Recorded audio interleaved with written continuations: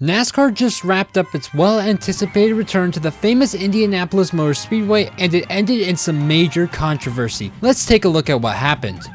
So the main story begins when a caution came out for Kyle Busch, who ended up washing up too far in turn 3 into the number 11 of Denny Hamlin. This destroyed his car and subsequently bunched up the field back together for a restart. This would also end the close fuel mileage race that was being set up between the top 3. The leader Brad Keselowski was the lowest on fuel of everyone up in the front, and it was pretty well known that he wouldn't have enough fuel to do another restart. And sure enough, when they got off turn 4 to head towards the restart, Keselowski followed the pace car down pit road, signaling that he was indeed out of fuel. But this is where the problems began. Since Keselowski pulled down into the pits, second place Ryan Blaney tried to move down to take the inside line, which had been the preferred line for restarts. But third place Kyle Larson, who was behind Keselowski, pulled up to take the inside line. This left Blaney on the outside line, which would make it extremely difficult for him to get by Larson in turns 1 and 2. They both approached the restart zone, and this is where one of the main controversies is stemming from. It appears right here that Kyle Larson accelerates first, before the number 12 of Ryan Blaney. Now, even though Larson moved up to where Keselowski previously was, that does not make him the leader of the race. NASCAR clarified that Blaney was the control car, aka the leader of the race. NASCAR rules state that the control car must accelerate before everybody else inside that restart zone.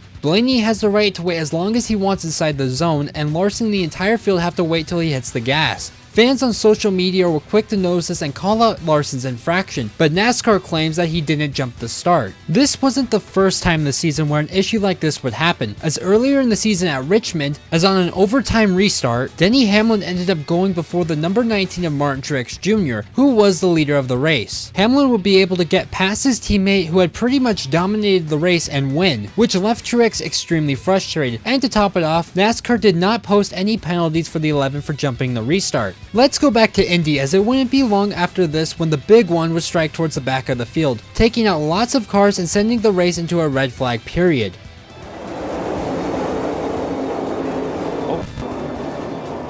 Big contact in one. That's a big shot. I think that's the 42 right there, the white car is. It's such a good day John Hunter had. Just a block, another block. Nemechek made a very late block getting into one.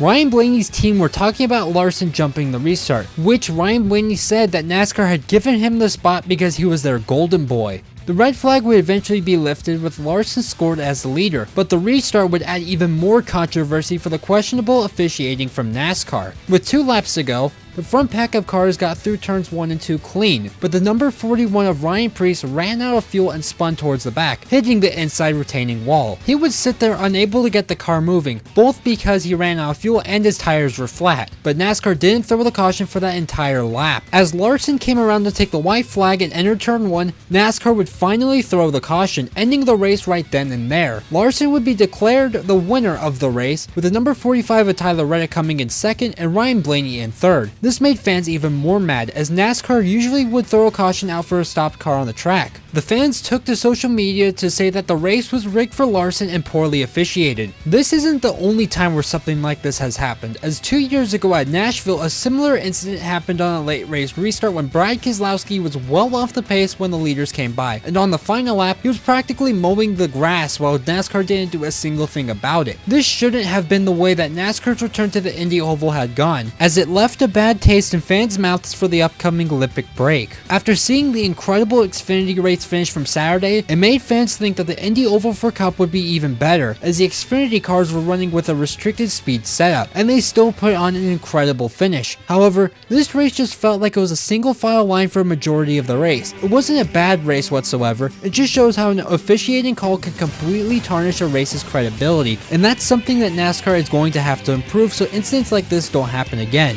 If it means that there would be yet another attempt at overtime, then so be it, as long as the calls become more consistent. What do you think about this? Leave your comment down below if you think NASCAR treated the end of the race fairly. Thank you all so much for watching, and I'll see you all next time. Take care.